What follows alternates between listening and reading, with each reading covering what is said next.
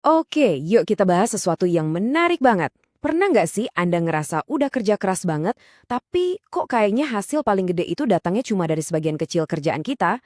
Nah, ternyata ada loh sebuah aturan simple yang bisa mengubah total cara kita ngelihat usaha dan hasil. Dan inilah yang bakal kita kupas tuntas. Coba deh renungin sebentar. Dalam kerjaan Anda, dalam hidup Anda, dari semua hal yang Anda kerjakan, bagian mana sih yang benar-benar ngasih dampak paling besar? Jawabannya, mungkin bakal bikin Anda kaget. Jawabannya seringkali cuma 20%. Bayangin, hanya 20% dari usaha Anda yang kemungkinan besar menghasilkan 80% kesuksesan Anda. Ini bukan kebetulan loh, ini adalah ide inti di balik sebuah prinsip yang luar biasa kuat. Aturan ini sebenarnya punya nama resmi, prinsip Pareto. Yuk sekarang kita coba pahami, apa sih sebenarnya prinsip ini dan gimana cara kerjanya? Jadi, intinya tuh ada di ketidakseimbangan yang, radikal banget. Sebagian kecil penyebab, ya cuma 20% itu, ternyata jadi penanggung jawab sebagian besar akibat, yaitu 80%-nya. Dan ini bukan sekedar teori ya, ini tuh kayak pola tersembunyi yang muncul di mana-mana, asal kita tahu aja cara ngelihatnya. Nah, ini dia visualnya. Sebagian kecil input secara konsisten menghasilkan output yang luar biasa besar. Justru ketidakseimbangan inilah yang bisa kita manfaatkan. Anda mungkin mikir prinsip ekonomi sekuat ini pasti datangnya dari analisis pasar yang rumit kan? Salah besar. Kenyataannya ini semua berawal dari pengamatan yang super sederhana di sebuah kebun. Jadi siapa sih orang yang pertama kali sadar sama pola aneh ini? Namanya Vilfredo Pareto. Dan ceritanya ini jadi bukti kalau ide-ide paling cemerlang itu sering banget datang dari tempat yang nggak kita duga-duga. Penemuannya itu dimulai dari tempat yang sederhana banget. Kebunnya dia sendiri.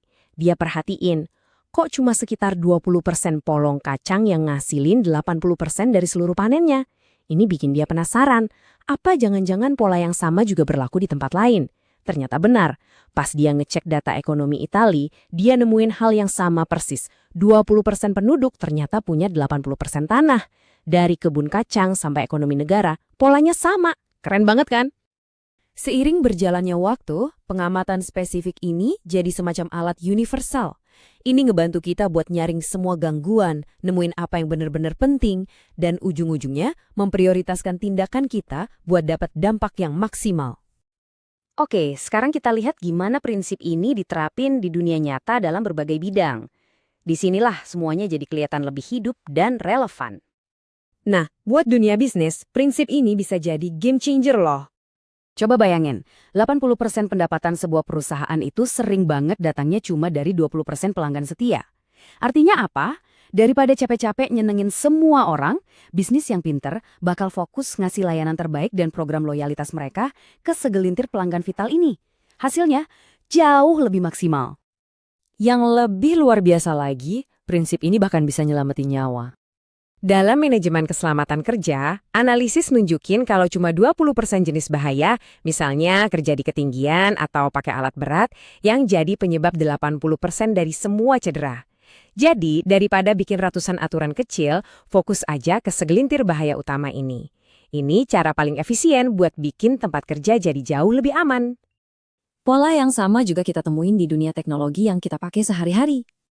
Pernah frustrasi sama aplikasi yang sering error? Nah, para developer itu tahu banget, dengan ngeberesin cuma 20% bug teratas, yang paling sering dilaporin, mereka bisa ngilangin 80% dari semua masalah yang kita alamin. Ini strategi cerdas buat bikin pengguna lebih senang, dengan usaha yang lebih fokus. Tapi, tunggu dulu. Sebelum kita terlalu semangat nerapin aturan ini di mana-mana, ada satu peringatan penting.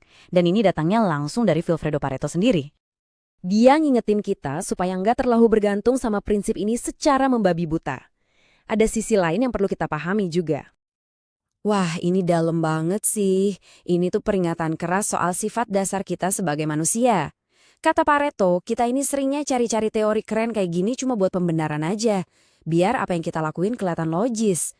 Jadi intinya gini, jangan pakai aturan 80/20 ini buat jadi alasan males-malesan ngerjain yang 80% sisanya. Bukan, ini alat buat mikir, bukan buat cari pembenaran.